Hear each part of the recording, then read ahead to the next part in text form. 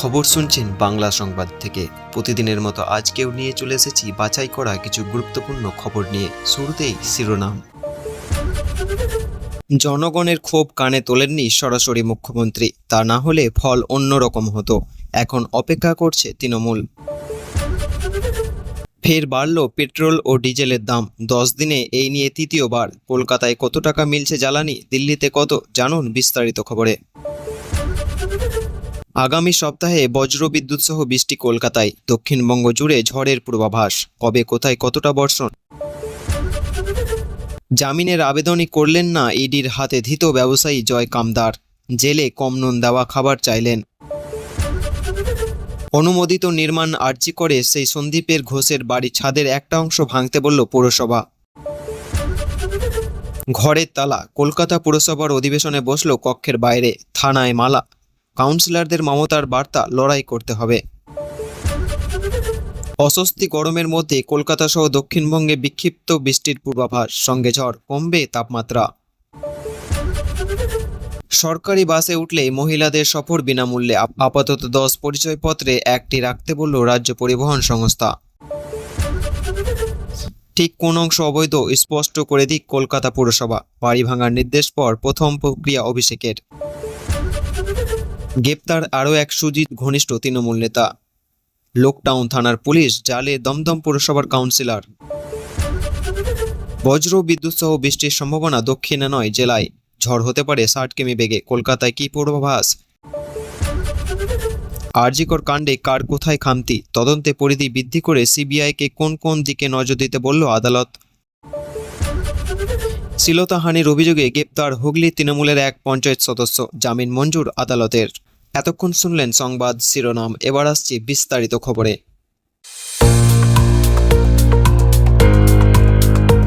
আজকের বড় খবর। ফের রাজনৈতিক চর্চার কেন্দ্রে তৃণমূল সর্বভারতীয় সাধারণ সম্পাদক অভিষেক বন্দ্যোপাধ্যায়।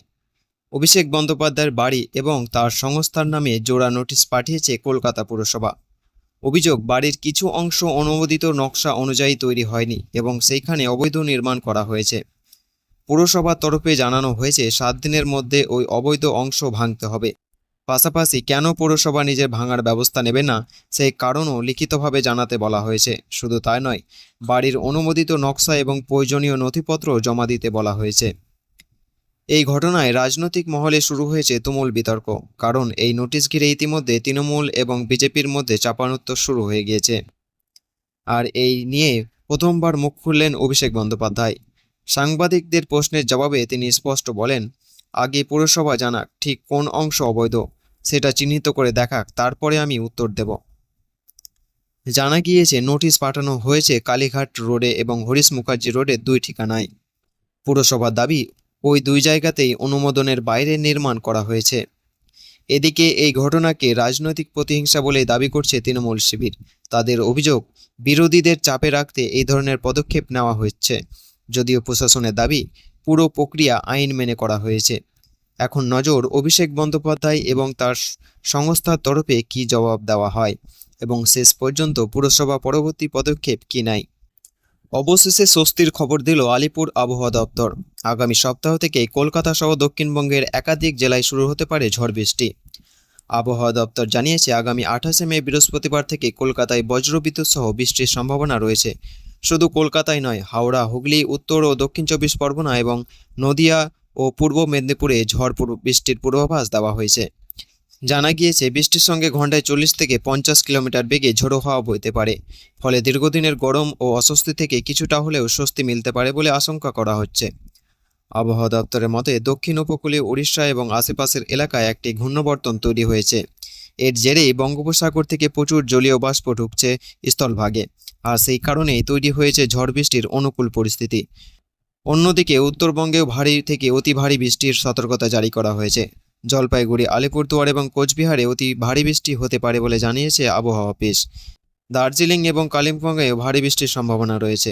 তবে এখনই পুরোপুরি স্বস্তি মিলছে না গরম থেকে। আবহাওয়া দপ্তর জানিয়েছে, আগামী কয়েকদিন তাপমাত্রা খুব একটা পরিবর্তন হবে না, যদিও ঝড় বৃষ্টির পর ধীরে ধীরে 2 থেকে 3 ডিগ্রি পর্যন্ত তাপমাত্রা কমতে পারে। আজ কলকাতায় সর্বোচ্চ তাপমাত্রা 36 ডিগ্রির কাছাকাছি থাকার সম্ভাবনা রয়েছে। সকালে আর্দ্রতার কারণে অস্বস্তি ছিল যথেষ্ট। তাই আগামী সপ্তাহে বাড়ি থেকে বের হলে সঙ্গে ছাতা রাখতে ভুলবেন না। এই মুহূর্তে বড় আপডেট এটাই। আরও খবর পেতে হলে সঙ্গে থাকুন, আমাদের চ্যানেলটি লাইক করে সাবস্ক্রাইব করবেন। দিদিকে বলো সফল হলেও সরাসরি মুখ্যমন্ত্রী প্রকল্পে মানুষের ভরসা জিততে পারেনি, এমনটাই মনে করছে এখন তৃণমূলের একাংশ। দলের দাবি, সাধারণ মানুষের অভিযোগ ঠিকভাবে সরকারের উপরে পৌঁছলে একেবারে ভোটের ফল অন্যরকম হতে পারত। 2019 সালে লোকসভা ভোটে ধাক্কা খাওয়ার পর চালু হয়েছে দিদিকে বলো কর্মসূচি। সেখানে মানুষ সরাসরি অভিযোগ জানাতে পারবেন। অনেক সমস্যার সমাধানও হয়েছে। তৃণমূলের মতে সেই কারণে 2021 সালের ভোটের দল ভালো ফল করেছিল। এরপরে 2023 সালে দিদিকে বলোর বদলে আসে সরাসরি মুখ্যমন্ত্রী প্রকল্প। তবে এবার দায়িত্বে ছিলেন সরকারি আধিকারিকরা। অভিযোগ ফোন করলেও অনেক সময় কোনো উত্তর মেলেনি, আবার কোথাও শুধু আশ্বাস মিলেছে, কাজ হয়নি। ফলে ধীরে ধীরে মানুষের ক্ষোভ বাড়তে থাকে। দলের অন্তরে এক অংশে দাবি, স্থানীয় নেতাদের বিরুদ্ধে দুর্নীতি, তোলাবাজি, রাস্তা ও জল স্বাস্থ্য নিয়ে বহু অভিযোগ জমা পড়েছিল, কিন্তু বেশিরভাগ ক্ষেত্রেই দ্রুত ব্যবস্থা নেওয়া হয়নি। কৃষকদের সমস্যাও নাকি গুরুত্ব পায়নি, আর তার প্রভাবে পড়েছে ভোট। তবে প্রকাশ্যে এই প্রকল্পকে ব্যর্থ বলতে নারাজ তৃণমূল নেতৃত্ব। দলের দাবি, ধর্মীয় মেরুকরণের কারণে ভোটের ফল খারাপ হয়েছে। শুধুমাত্র হেল্পলাইন প্রকল্পে দায়ী করা ঠিক নয়।